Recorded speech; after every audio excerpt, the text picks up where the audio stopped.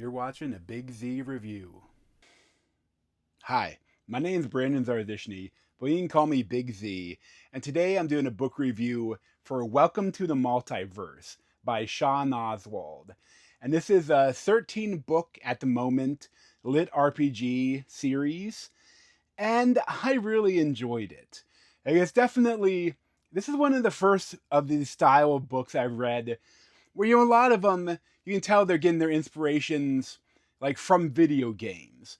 The idea is that, they have a system and they get levels up and they get skills and powers and stuff. And that you can tell that a lot of that is based because, the writers love video games and they made a book bringing that into the literary world. And I really think that this book is the first one where you can tell that Sean Oswald is a huge fan of the genre. I think that you can see, like, pretty much all of the other lit RPG series that I've read and reviewed on my channel. You can tell that he loves those books too, and he's taken bits and bobs from all these different series and made his own version, and it works really well. Now, I will say, though, that this is a 13-book series. The first, like, 4 or 6 books, you can tell there are more self-published.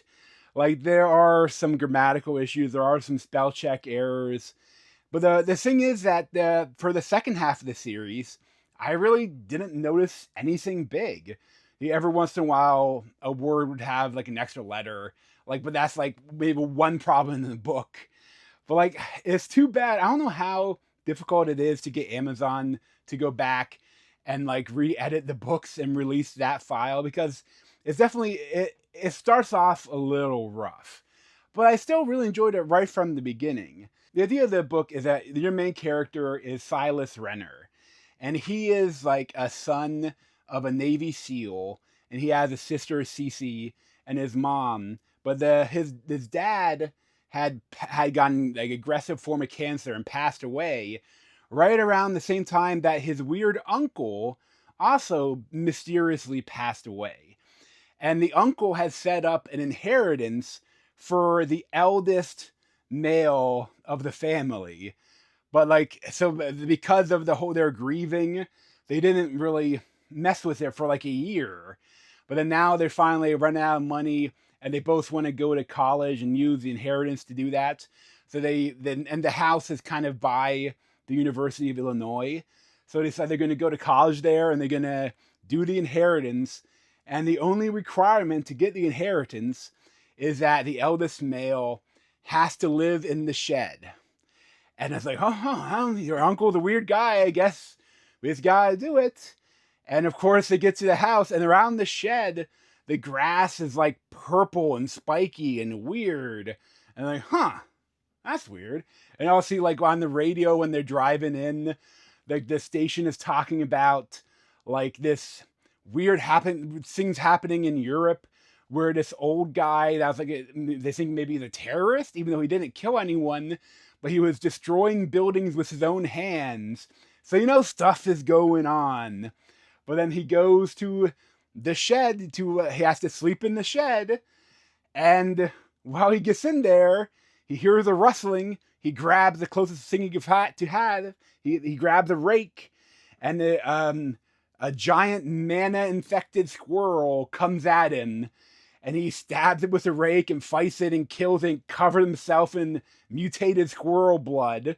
And because this is the first Earth's mana-infected monster that is killed by an uninducted human, he gets all sort of titles and bonuses.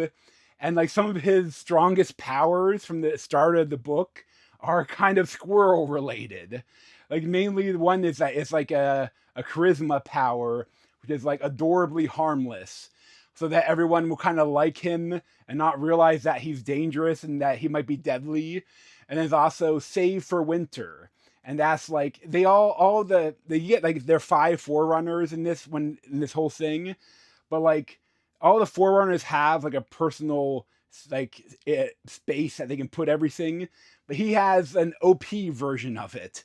And definitely I'll talk about this later, because this does create a couple of issues for the author, because they made the power too powerful. But like, and then also too, that whole he was covered in wounds and covered in the squirrel's blood. He gets an ability that, like, if he bathes in blood of monsters, he can inherit some of their traits.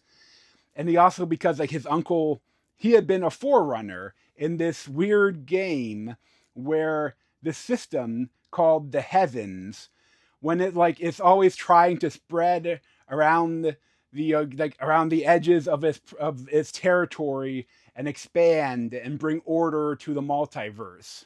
But it's also looking for strong warriors to fight against the chaos that lives outside its boundaries. And it thinks that the best way to create strong beings is through trauma and war and horror, essentially. And it sets up this game where every time it inducts, like might have a couple times at once, but they group them in planets of 5. So there are 5 planets, and each planet has 5 forerunners. And they're inducted. They get mana. They can get level. They have abilities. They get powers and everything. And if you win, if you come in first, you get the grand prize. And they guarantee that a maximum of 1% of the population will die when the whole planet is inducted and filled with mana and brought into the multiverse. And then planets 2 and 3, they become dungeon planets. And it's not a complete failure, but it's not a good thing, because they pretty much guarantee that like this a minimum of 50% of the population will die immediately when everyone is inducted. And then a successful planet that survives 100 years after induction, they get a successful planet will survive with like 10% of the population. So it's definitely billions of people will die unless they win. And like if your plan is 4 and 5, well, you're just kind of fucked.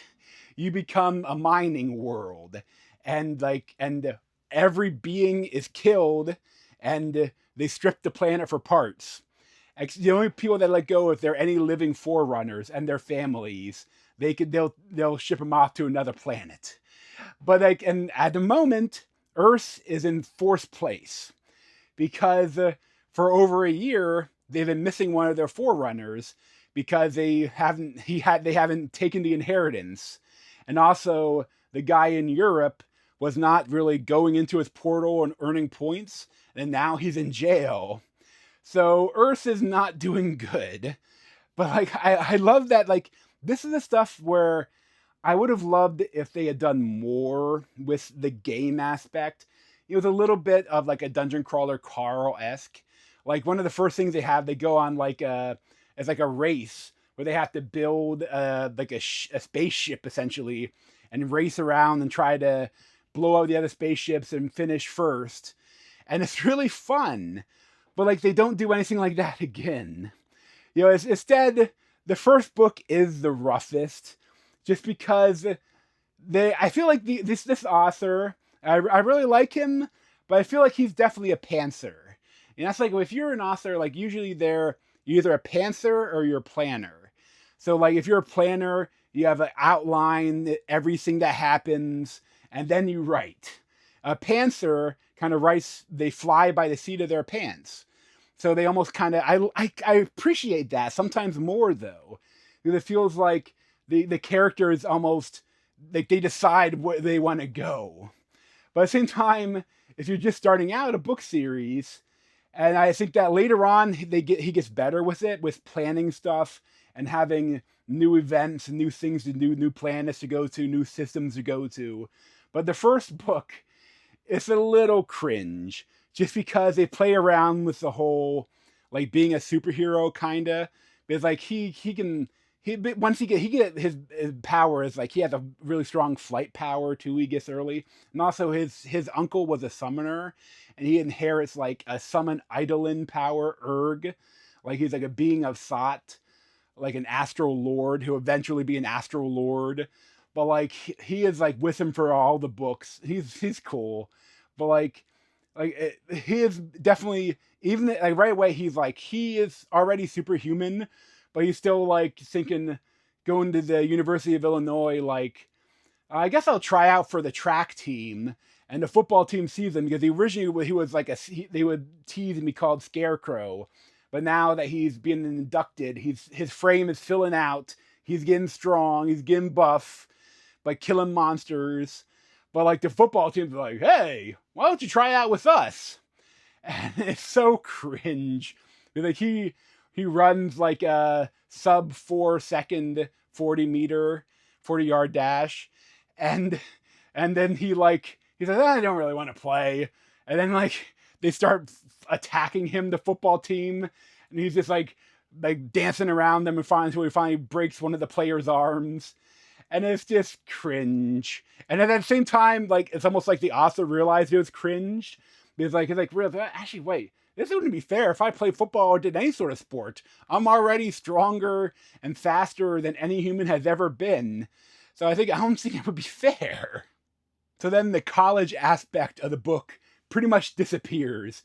There's like one more attempt at it when there's like he goes to the gym with his sister and he starts like benching like impossible amounts, and everyone's like, whoa, until they see a Krembori spaceship flying across the United States, and everyone's like, whoa, what is that? Because that's essentially the Krembori. They're like the Greys, the classic aliens that we know of, with the big eyes, gray, skinny. And they're planet in the spot number 5. And essentially they decide that because the other planets in their grouping do not like technology, and they even they know that they are pacifists. Although they are scientists, they do like to experiment. They may or may not have been abducted humans for the past couple hundred years. They may or may not have done some probing, but like they decide to work with Silas and make sure that they can become refugees to Earth, and also help them with technology, even though the mana is going to mess with it. But they can, like, once they actually introduce to the rest of the multiverse, it is definitely a little bit less fantasy and more like space fantasy. There's a lot of these beings, they've been around for millennia. So there's magic, but there's also the technology is like magitech. So it's like an interesting combination of fantasy and science fiction. But like, it is a lot of cool stuff here. I love the idea that essentially all the other Forerunners, they always kind of stay by themselves. But Silas, one of the first places he goes to is Galen, and he accidentally he meets up with these other Galenians, and he forms a party with them, and like goes dungeon raiding and has a lot of fun with them. And then like the Adventurers Guild, it's like, oh wait, a Forerunner that teams up with other people?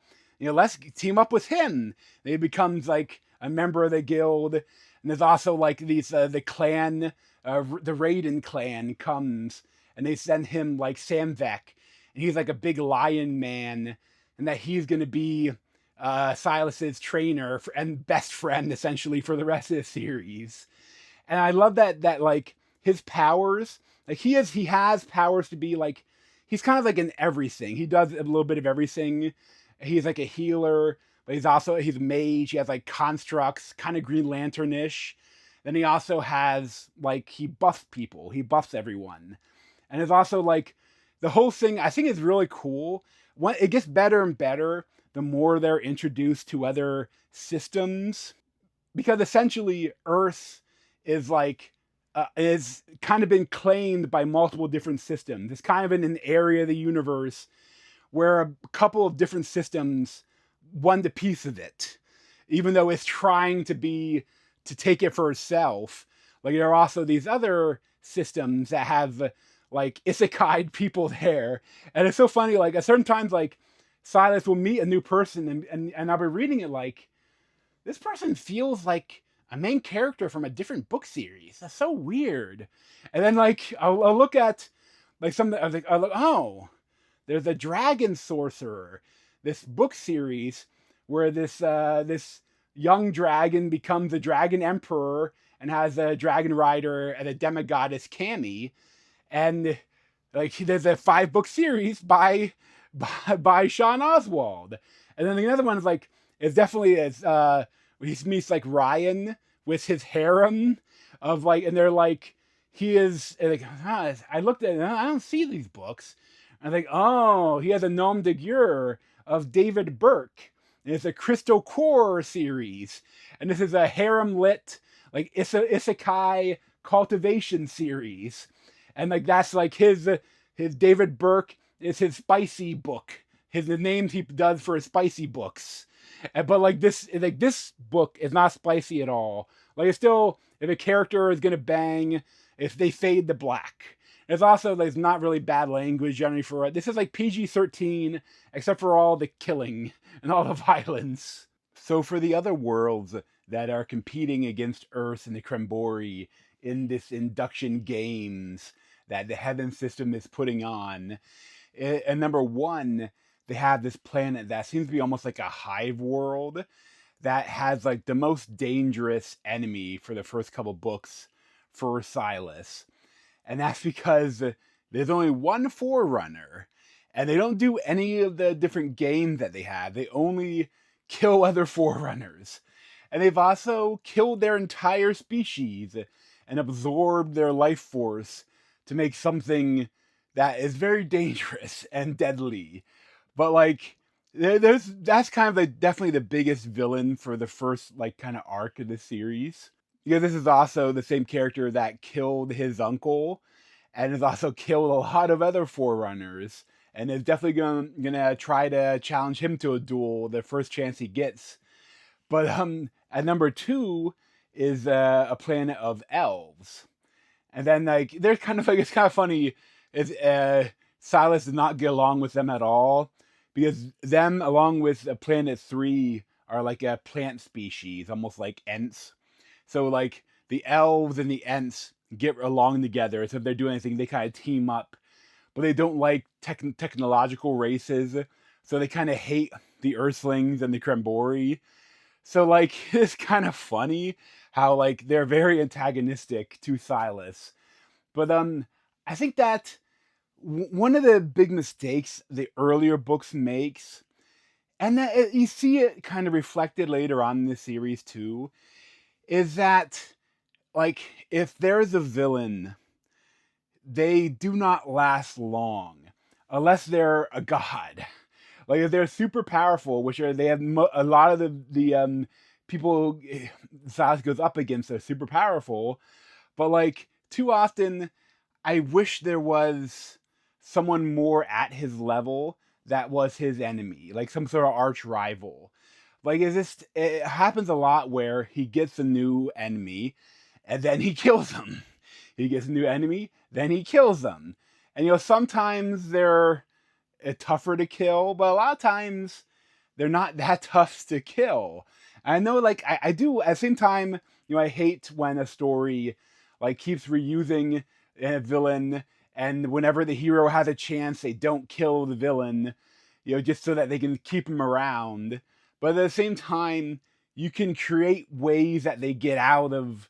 They're not able to kill him, so they can come back later. I would have liked to see more of that, but like at the same time, like the best battles throughout the books are with all sorts of different monsters. So like it still works out. Like it's still a lot of great action and fighting through all these different kind of monsters and beasts and different types of intelligent beings that he meets along the way. But one of my favorite parts of the first like kind of arc of this series is definitely like the Wild Hunt. And that's like where all the Forerunners for all the planets, except for the Krembori, because they're kind of like declared the loser because they're become Earthlings. But like they go to this like pocket dimension with multiple that's like that the system has put together from different failed worlds that didn't survive induction. And like he meets some really cool like rabbit people. I think the Lepans. Like, and that I love that so many throughout the series whenever he runs into a new species that needs help, he always tries to help them. And then if he can't solve their problem, he invites them back to Earth, and they come back and become Earthlings and make Earth better. And I love that aspect of the books. And really throughout the whole series, like everywhere he goes, he's always making friends. He's always teaming up with people. I think it works because like he has some really good like buffing powers and healing powers, along with being a bit of a warrior and a mage. Like he has a lot of fun powers that make reading the action really good. But I also love that he's always teaming up with people. But in this Wild Hunt, I think again part of the problem is that the way to win it, you either have to kill all of the prey in this pocket dimension, or you have to kill the primordial huntsman, who is very tough to kill even in his weakened state, or you have to kill or subjugate all of the other Forerunners. And like the thing is that like the ones from your planet, they can like swear their oath to you. Like the other planets can't do that. So like when you go there, it's like they're kind of setting up that they all have to die. So it's like I wish there was, but like there are some interesting elf characters that I feel like they could have done more with later on. But like, and then also too, like they like even later on, he mentions once, like I wonder how those planets are doing, but then he never like goes to check them out. And that's the one thing too. I think that they could learn from some of the best lit RPG books, is that like I love when they do a little like setup, a little foreplay for future books. Like if you say that, oh, I heard about this weird trial over here, and then like you see him later, oh, he actually goes to it. And I would have loved more of that, because too many times in this, it feels like a character would come up and say, hey, you want to go to this really cool dungeon planet? Like, sure, let's go. And they go, and it's really cool. There's some fun stuff, and then it's over. Like that happens a lot where like they didn't set it up enough and didn't spend enough time just checking out these new places. But I think that the author Sean Oswald definitely got better as the series went on, because like he would have like whole books, like he would go to the new phase system. And once a lot of the big problems are solved, like in the heaven system, he's like gets shunted off to another part of the universe, and he actually is another book. It's the Magic Eater series, which is like Tad is like more of like a crafter, but he's like kind of Romeo and Juliet character where his parents were from different Fey houses, and they was like a changeling that they put him on this one planet, Earth, and then now he has to like come up and become powerful with the whole lit RPG stuff. But like I am curious about this though, because I love that with all the other like whenever you needed some different character to help Silas, like you'd have characters from his other books. In this one, Silas is that character for this book, for this other series. So he like goes there and power levels Tad and his whole crew, and like his best friend and mentor Samvek. Like he trains him, like they do him in like a time dilation bubble, so you can have a year with Samvek training him. But I guess like so like, hey, I really wish that my main character was more competent. I know. I'll bring in the character from the other series and train him. Like, I kind of love that. And it's honestly something that I don't know if I've ever really seen someone do it. Like, I mean, they do a little bit of that with, like, comic books when they have, like, a big event and they're bringing characters from different series. But that's, like, something different. And maybe, like, the closest would be, like, Raymond E. Feist, where, like, the very first book he did was, like, The Magician. And then later books, like the whole 20, 30 books of different trilogies that he did. If they needed a Gandalfian wizard character, Pug would pop up and help the people out. Like, I guess it's also too, like, Brandon Sanderson, his Cosmere universe. But I really don't feel like those different series, like, interact that much. Not like it does in Welcome to the Multiverse. I am curious though. Like after I spent like a couple months reading all these books, so I want to read some different stuff first. But like of all the other books that he wrote, I'm kind of the most curious about the Magic Eater series because all the Fae stuff is cool, and also I'm so curious how he handled book 11 of this other series, because there has to be people that read just that series and then never read his other stuff. So is like the next book going to be, hey, if you want to know how the characters got more powerful, read book 11 of this other series, or come back to me a couple months and read all the books up to then and you understand what happened. Like, I'm so curious how he's going to handle that. And it's just so cool how like he's almost kind of collecting powers from these different systems, and the heavens kind of talks to him, like essentially the way this like multiverse works is that like it started out with like eternity. I guess you could say that was like the Big Bang, and then when it collapsed or expanded, and then that like these primordials were created, like beings of like some sort of concept, and then there also came about their gods came about, and then like the gods and the primordials seem to be kind of adversarial. There's also like some titans that are involved, and Silas might be the rebirth of a new titan, and he's a new primordial like the Pathfinder.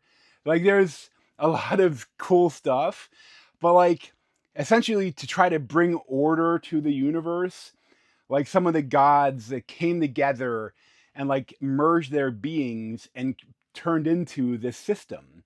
I think to try to like help more people become strong enough to fight against the factions of chaos and the different evil primordials that wreaking havoc across the uninhabited multiverse. And that like, and because the heaven system, it seems to have a lot more gods than the other systems that Silas has visited. So like you see a lot in this mention them. A lot of like pretty much all of our history, all those gods are probably in this universe, and somehow that leaked into our culture. But like one of the most important ones is also probably the big bad of this whole series, and that's Galarosa. And essentially, she is like one of the most powerful gods, and she was there from the beginning, and she became the first system architect. So like she didn't want to like give her personality and join with the system when it was created, but she decided that she'll be there to manipulate it into exactly what she wants it to be. And like there's only ever been two system architects at a time, and the younger, less powerful one always dies under suspicious circumstances. And so that there's definitely it's going to be dangerous sometimes for our main character Silas if whenever she gets word of him, because she doesn't want anyone messing up with what she has crafted with the system. She doesn't want anyone else's ideas messing with it. So it's some cool stuff here, and I like a lot of what they did. But at the same time, again, it's like I wouldn't mind some enemies at his own level. Like he can mention them and say we'll deal with that later, but even then, after he encountered her, but there's still a big battle coming eventually. Now you have like this new like Titan Ia that's like talking to him and saying that maybe she might be the next big bad. Like just have some people at his level that maybe a little bit stronger, but that he can be an arch rival. That's one thing that's missing from this. But still, I really liked Silas's character. Like he seems like a good guy. Like although that sometimes like he definitely, if he has to, he will be brutal and kill people if they're messing things up. But like he tries to do the right thing, and I love that he's always like forming new friendships and forming new teams. And like I love that he's like bringing in people. Like although some of the Nazi-ish people in the Earth won't like all these new species coming in, so there's some shenanigans there. But like I like the whole team that he has. Like especially like some of the other Forerunners and the main crew. Like along with Samvek, you have like Jong, Asta, Ada. Lily is kind of there, but kind of disappears. Like she's like there's this whole thing where once he upgrades his like race and his like his species or whatever, like every time he kind of upgrading it like common, uncommon, rare, epic, legendary, ascendant, divine. Like every time like you also upgrade like your 4 classes that you get, you also like you have to upgrade your like your race. So like when he does it perfectly. He does some because he had interactions with primordials, so he becomes like the most eligible bachelor in the multiverse. So these all these different peak families come in, and Lily is one of them. She's like the elf vampiress, like a vampire elf. And you have like the Malfons, which is like a matriarchal werewolf peak family, which really want to just kind of make him a sex slave and use him to create a new brood. But like, and you also have like the ones that are become team members and more potential marriage partners is Selena Turga and Lena Celestian. And they're like from the 2 top peak families. And they both want him like her like ancestor is still around and is like the most powerful ascendant, but something that the Galarosa has manipulated the system where no new gods can come up about power. Like you can the ascendant is the top level for anyone in the heavens that wasn't a god before the system was created. So of course he wants Silas to mess with the system and make it possible for him to become a god. And there's like there's a lot all these characters like they become like the new team kind of. Selena and Lena are like two of the main characters like once you get further along in the books, and they're really cool. It's funny though, like the same way that I feel like the author is a big fan of the lit RPG genre, Silas is also a big fan of lit RPG. And sometimes it can come close to breaking the fourth wall, but I don't think it ever goes too far. But a lot of times if he's ever not in his armor, he'll like wearing like jeans and a t-shirt with a character from a lit RPG book on it. And he like explains the character, and then there's the reference that that what the books he likes. So it's really cool. But it's funny reading it. I could definitely feel some of the influences, in the book, in the whole story. Like Defiance of the Fall by J.F. Brink. I feel like it's definitely like at a certain point there's like a bunch of incursions on Earth. That was clearly inspired by that. And at one point there's like some dungeon that like is like a challenge dungeon, and I think it was that or somewhere else. He needed like a name, and he didn't want to give his real name, so he gave the nickname Super Brother Man, and that's directly from Defiance of the Fall. Then also is System Universe from Sunrise CV. That's another one I think inspired the whole world building of this multiverse, where there's like the idea that there are multiple systems and they're kind of stretching across the universe, and that they don't like when they interact with each other, they try to take them over. They're antagonistic to each other. And also, like, I know that he likes it because he mentions that he wishes he had a magical bunny that would cook for him, a master chef bunny friend. So that he is a fan of them. The next one I think is like the Primal Hunter from Zogars. And I think that you can really see like some of the fighting. It's not as good as the Primal Hunter, but it's definitely trying to like attempt to get that level. And there are also like the way the skills upgrade. Like a lot of times when they get a new upgrade, there's like multiple different paths you could take it, and they're listed out, and he picks the one he likes the most. And sometimes he tries to manipulate it and get something different. Like it's definitely inspired by that. There's also the same way there's like a secondary class as like a job. Like that's like all video game shit though. That's like I think not as strong as an influence. Then you also have He Who Fights with Monsters by Shirtaloon. I feel like that's some like how they have the multiple class shards that make up the character. I think it's kind of inspired by that. And then, of course, Dungeon Crawler Carl by Matt Dinneman. That's just not as strong. Like, I think they do, there's a couple of mentions in it in the books. I feel like that, like the whole idea of the game, of the induction, is kind of like the first time when they're like, it seems like people are watching them. And again, actually would have loved to see more of that, but that's not the book that the author wanted to write. But I just really loved my whole time with this series. Like, even though, like, towards the beginning, there are more spell check errors and grammatical stuff, and it takes a little bit of time to, like, find his way and find where he wants the series to go. Like, I would definitely recommend it. I think probably there are other series that would, like, if you're new to the genre, that might be better to read first. But I think this is a perfect series for a fan of the genre. Like, there is a lot to offer.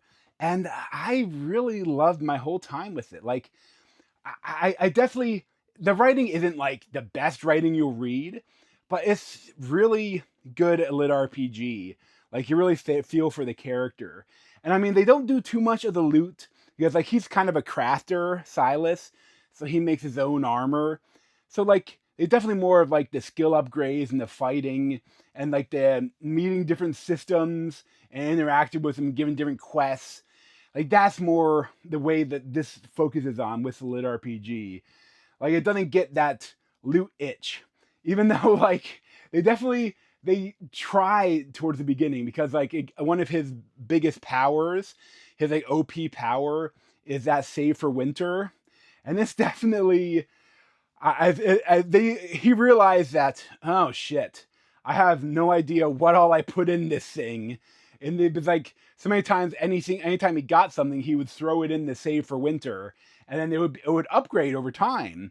So you'd have to, like, keep a spreadsheet, and every time you'd have to put in what I put in there and what Earth day it was, and then try to calculate what it would be, like, later on in the books. So, like, one time when it upgraded, like, he's like, oh no, everything was lost to the void except for the legendary stuff, like the stuff important for the story. And so, like, they started new. And after that, if they're doing dungeon runs, he would have, like, because he was a system mediator, a system architect, he would save all of the rewards until the very end with, like, a personalized item for each member of the gang. Like, and it's funny too, because, like, it's really, the Save for Winter is really important for a lot of stuff, like, especially with, like, helping people escape from planets that are about to be destroyed. Like, he brings, like, thousands of people over inside his soul, essentially. But, like, there is some stuff, like, where when he first goes to the Fey world, like, a bunch of, like, brigands attack him. He doesn't have the first thing to do to kill him, so he just kind of grabs them and shoves them into his soul space. And then, like, I was like, what are you gonna ever do anything with them? And eventually he figures out something to do with them.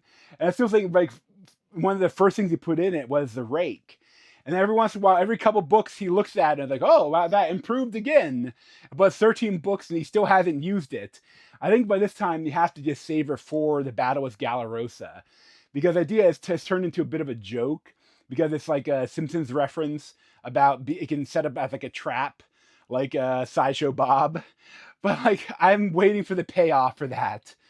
But, like, it's definitely, I think this, he has to deal with some stuff. He has to, one of the things he always says, like, if there's a catchphrase in this book, is that he's always thinking that he'll have to let future Silas deal with it. And I feel like whenever he says that, I think you also mean future Sean Oswald. And see what he's going to do with that. Because it's funny, at one point there is some timey-wimey stuff. Like, a lot of times when he goes into the void, he gets, like, time kind of freezes and he meets powerful people and he has, like, visions of the future of, like, all the ways things could go bad. But, like, there is one time when he finally does meet future Silas, and future Silas kicks the shit out of him. And it's like, it's funny, but at the same time it's not played as a joke. Like, I don't love a lot of the timey-wimey stuff, but it still is kind of fun. Like, there's so much about this that I say, like, the biggest thing is that this is a fun series. It's nothing too serious. There is a lot of violence, but, like, there is There's no sex. There's not very much bad language. Like, and if a character falls in love, they're gonna do it. Like it fades to black. It's a PG-13 except for all the violence. But like, I definitely would highly recommend it. I'd probably give it like an 8.75 out of 10, just because like some of the second half of the series, I probably give like over a 9. But the first half like might be closer to an 8, so it averages out to like an 8.75. But thanks for watching it. And if you want to see more of me, you can subscribe down below. Thanks.